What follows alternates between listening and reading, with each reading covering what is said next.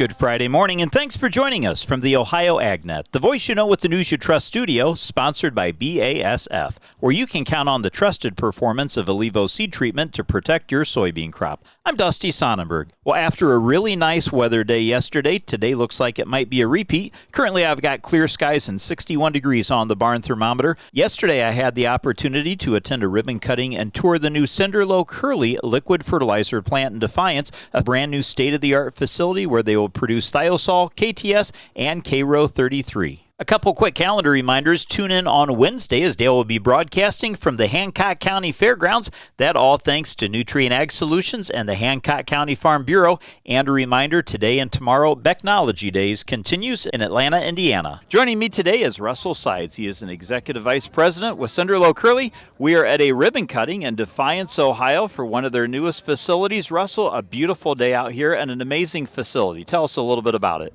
Well, thank you. It's been quite the journey. We started out several years ago trying to find the best location in the state of Ohio because Ohio is obviously a state on the move, a growing community, and obviously we're here to serve the growing community from the growers and the community in which we serve here in Defiance. So thank you for the opportunity to meet with you and share why we're here. Absolutely. Well, 3 years ago, it's hard to believe we were standing just out on the road looking at an empty field, talking about a plant that was going to be built and had a groundbreaking. Today, you guys cut the ribbons on an amazing facility. I guess first off, maybe tell us about the products that you guys produce here. So we're producing thiosol, which is our ammonium thiosulfate, which is a ammoniated sulfur combination. We have potassium thiosulfate, known as KTS. And then over the coming years, we'll be adding more sulfur products to our portfolio here.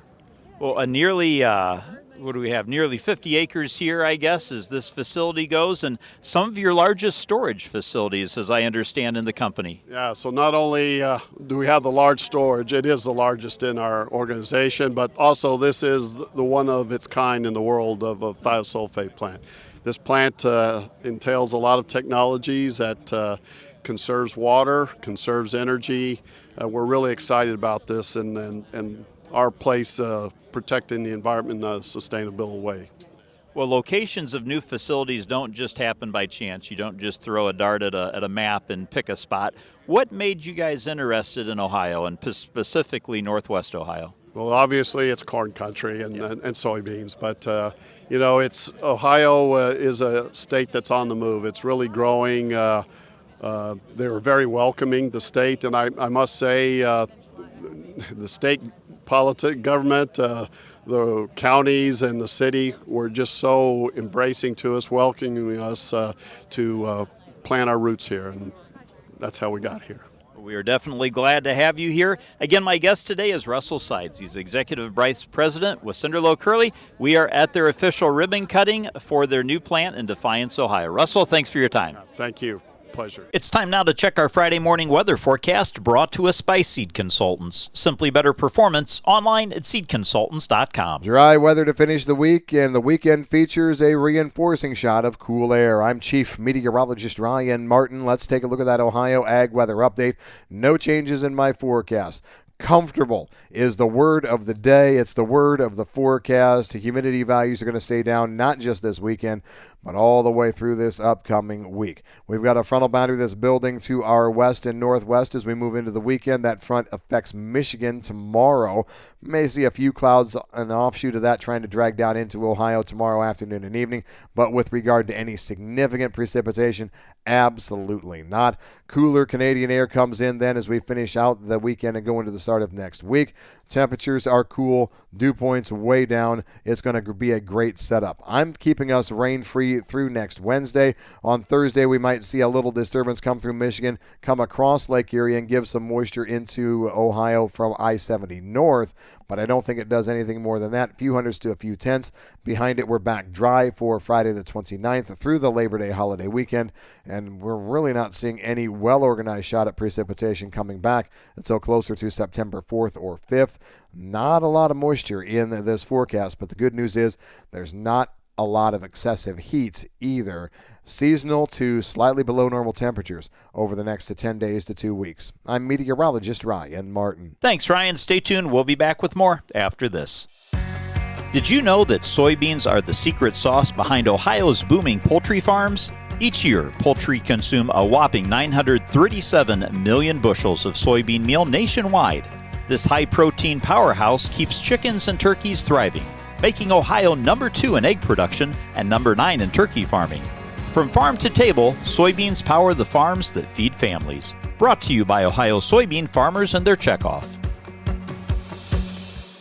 Let's check in now with Dale Menu as he has an update from Valent North America. Joining me is Territory Account Manager for Ohio, Walker Cooper with Valent USA, and you're out in the truck as we talk. What drawed you out in the field today? Yeah, absolutely. Looking at some soybeans down here in Darke County, struggling with some volunteer corn. So obviously treatable with our Select Max, but trying to help this producer get this taken care of so we have a productive crop. Is it true that there might be more ragweed than normal? I'm seeing it in fence rows, field lots, and all over different kinds of field. Was it the timing of the crop this year that allowed it to get there, or is it something we just got to work harder on? That's a great question. And Mother Nature really didn't deal us a great deck of cards in some areas this year, Dale. When we talk about overlapping residuals and using that as part of your program in soybeans, specifically with a Fierce and Perpetual brand, truly got to overlap those to see the best control. In some spots, guys used residuals or had a hard time getting them to completely overlap based on the weather that we had this year. But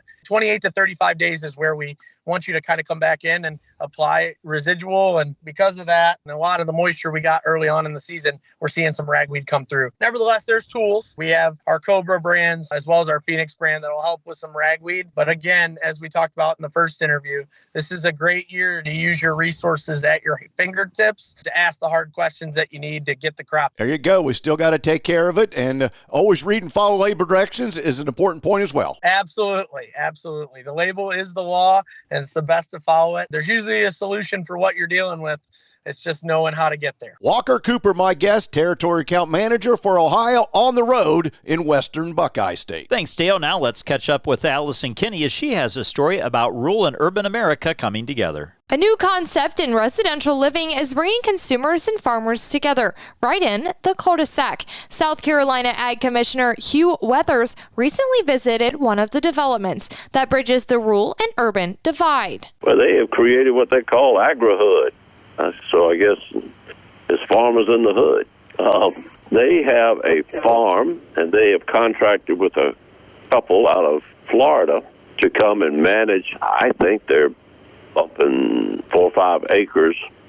He said, well, that's not that big, but they also have a farm store. So they're not only growing, they're processing, sell it right there on the property. Weathers says the idea is proving to be quite popular with the residents. Those folks who pay like a homeowner's assessment, they have the option to pay just a premium on their homeowner's fees to have access to all of this extra amenity. And the developers, I had a great conversation with them. They compared it to having a high-end golf course available to a development in terms of popularity. Agri-hoods are beginning to pop up nationwide and helping to show consumers firsthand where their food comes from. These urban areas are blending in an amenity centered around agriculture. The homeowners participate in that, just like I saw. You know, the point is, it's just one more way to connect farming and the people who consume it. And just real happy to see these developments, and we want to encourage others and provide information where we can for these types of things to occur. Weathers says the challenges to all of us is to how to leverage that respect for and interest in farming to inspire people to fight for our industry. Thanks, Allison. Well, a date you may want to mark on your calendars is coming up on Thursday. That's August the 28th. It will be the 2025 Soil Health and Water Management Field Day taking place at OSU's Lima campus. Regenerative agriculture with the help of no-till cover crops and water management technology and conservation practices will be the focus of that field day at the Ohio State University's Lima Regenerative Agriculture Farm. Ohio State Lima's regenerative farming initiative started back in 2020 and aims to provide research and educational opportunities focused on regenerative farming practices, and the field day will feature talks by leading experts, industry representatives, and even testimonials from practicing farmers, in-field demonstrations including plots of various cover crop mixes, center pivot irrigation, drainage water recycling, and water quality will all be featured. The field day is intended for farmers, drainage contractors, state and federal agency folks, and extension educators, as well as students and the general public. There will also be certified crop advisor credits available. Registration is free, and you can do that by going to the website go.osu.edu/Lima Field Day. Stay tuned. We'll be back to take a look at your markets after this. Attention construction pros. Purple Wave Auction brings quality equipment to your fingertips. Join our bi-weekly online auctions featuring dozers, excavators, loaders, and more.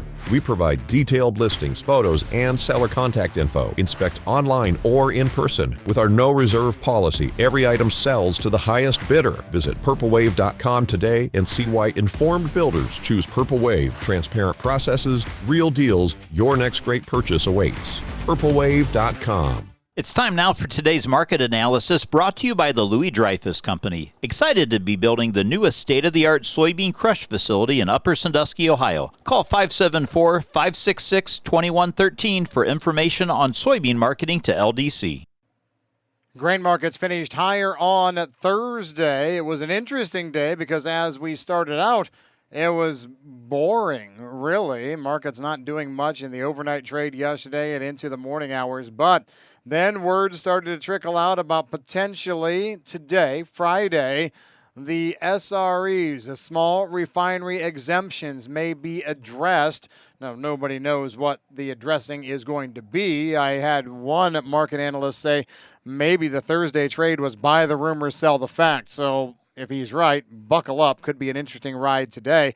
But that move or the announcement on the small refinery exemption is what fueled a large part of yesterday's action. Corn up about 7 to 8 cents. Beans were up anywhere from 16 to 20. Soybean meal, But the oil, of course, up triple digits, 227 to 250 points. Wheat markets were pretty bored with the idea, mostly higher just because corn was up. But other news in the marketplace, exporters for the week ending August 14th sold 113 million bushels of corn, new crop corn, for delivery.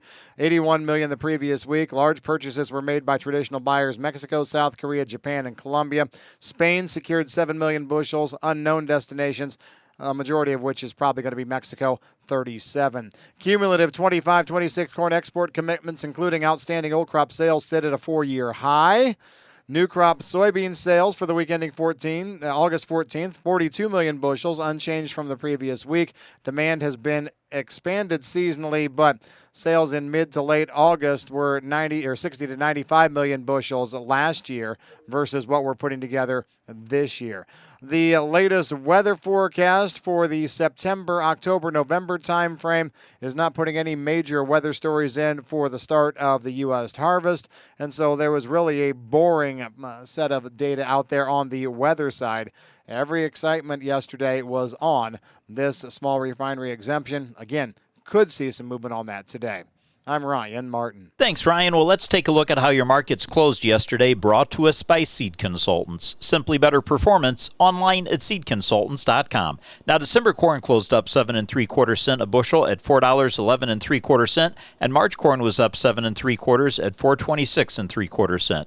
November soybeans closed the day 20 cents higher at $10.56, and January soybeans were up 18.5 cents at $10.73 3/4. December Kansas City wheat closed up 2 3/4 cents at $5.26, while December Chicago wheat was up 1.5 cents at $5.29 3/4, and December Minneapolis wheat closed the day up a penny, $5.90. Taking a look now at the overnight trade, September corn is up 3/4 of a penny at $3.88, and December new crop corn is up a half a penny at $4.12 1/4. September soybeans is trading down 3 3/4 cents at $10.30 3/4 cents, and November new crop beans are down 3 1/4, $10.52 3/4 cents. Wheat for September trading down a half a penny, $5.06 1/2 cents. In livestock, October live cattle closed the day down 12.5 cents at $234.72 1/2 cents. October lean hogs were down 2.5 cents at $89.92 1/2 cent, and feeder cattle for October were up 42.5 cents at $358.10.